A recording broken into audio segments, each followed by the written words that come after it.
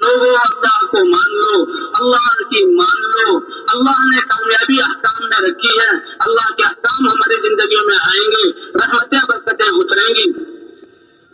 تو اللہ کی طرف بلانا، اللہ کے احکام کی طرف بلانا، احکام میں دنیا اور آخرت کی کامیابی بتلانا اور آخرت کی طرف بلانا کہ اللہ نے ہم سب کو آخرت کی تیاری کے لیے بھیجا۔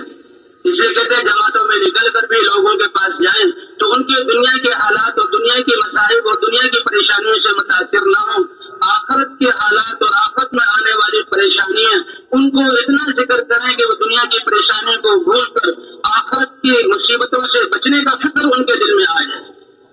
اسی طرح اللہ کے راستے میں نکلنے والی جماعت جو نکلی ہوئی ہے اس کی قربانی کا اثر ہوگا۔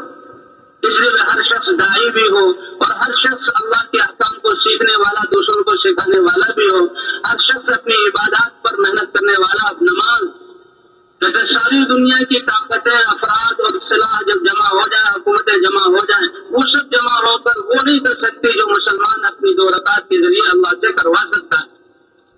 وَاسْتَعِينُوا بِالصَّبْرِ وَالصَّلَاةِ، کرنے والی ذات اللہ کی مدد طلب کرو اللہ کے دین پر جمنے کے ساتھ، اور اس دین پر چلنے میں جو مشقتیں ہیں ان پر صبر کرنے کے ساتھ اور نمازوں کے ساتھ۔ جی ہاں، نماز کے ساتھ، ہر حال میں نماز کی طرف۔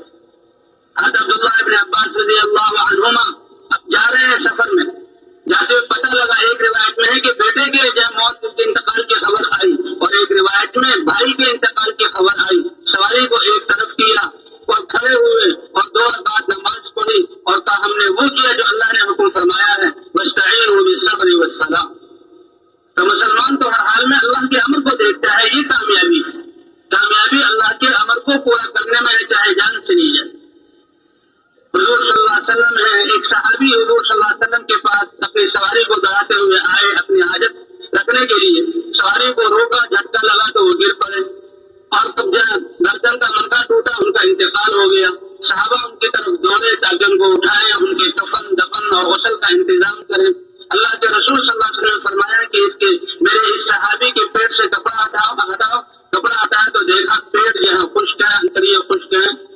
تو صحابہ کرام حیران ہوئے کہ اللہ کے رسول آپ کو کیسے احساس ہوا کہ بھوک کی حالت میں اس کو موت آئی؟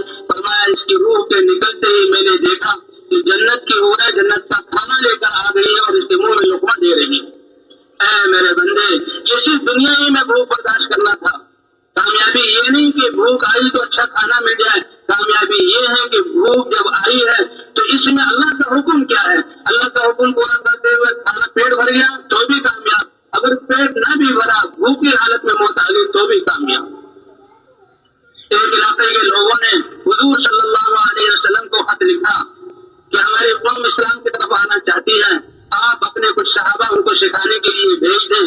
آپ نے ایک قاریوں کی جماعت تیار کی اور ان پر ایک امیر مقرر کیا اور خط لکھا، دیکھو تمہارے بلانے پر میں ان کو بھیج رہا ہوں اور دیکھو ان کا خیال کرنا۔ اور حضور صلی اللہ علیہ وسلم نے خط دے کر بھیجا۔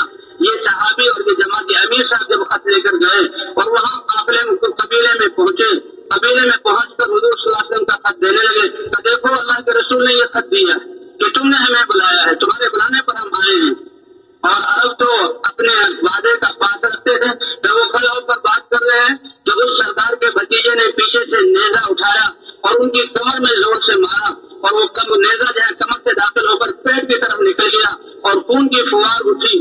ان صحابہ نے دیکھا کہ بھی اللہ کے راستے میں مجھے شہید کیا گیا، خون کو اپنے ہاتھ میں لے کر منہ پر ملا اور کہا فزت ورب الکعبہ، رب کعبہ کی قسم میں کامیاب ہو گیا۔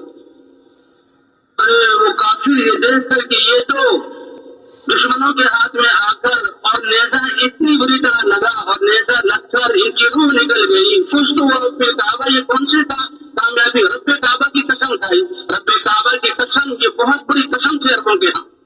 یہ کعبہ کے رب کی وہ کامیابی کیا ہے؟ لوگوں نے بتایا کہ ان کی کامیابی تو یہ ہے کہ اللہ کے دین کے لیے جان کا چلے جانا، اللہ کی رضا کا مل جانا اور جنت کے تذکرے، تو ان کی یہ جملہ کتنے لوگوں کی ہدایت کا ذریعہ بن گئے۔